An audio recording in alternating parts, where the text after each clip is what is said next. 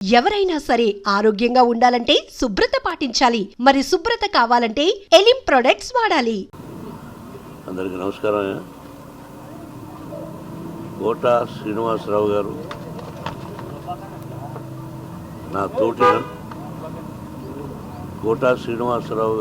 తోటి నటుడు.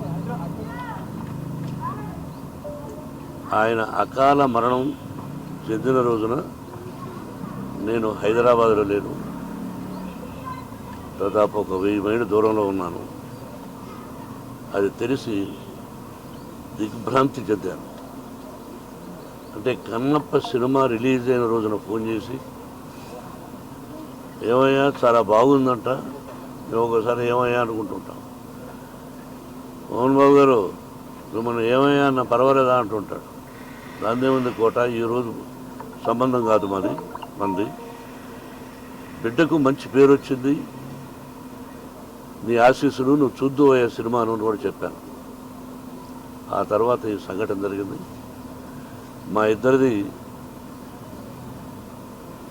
1987 1987 సంవత్సరంలో వీరప్రతాప్ అనే సినిమాని నేను చేశాను, విఠలాచార్య గారి దర్శకత్వంలో.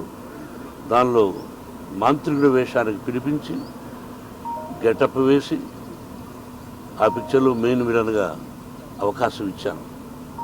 నా బ్యానర్లో, బయట బ్యానర్లో కానీ మేము కలిసి చాలా పిక్చర్స్ చేశాం. ఒక గొప్ప నటుడు ఏ డైలాగునైనా అవలీలగా చెప్పగలడు. అటు విలన్ గాను, కామెడీ గాను, ఒక డిఫరెంట్ టైప్ ఆఫ్ మాడ్యులేషన్లో చెప్పగలిగిన మంచి నటుడు మన కోటా శ్రీనివాసరావు. నా కుటుంబానికి అతి సన్నిహితుడు. అతని మరణం నా కుటుంబానికే కాక సినిమా పరిశ్రమకు కూడా చాలా తీరని లోటు. వారి ఆత్మకు శాంతి, వారి కుటుంబానికి మనశ్శాంతి కలగాలని కోరుకుంటున్నాను. Thank you.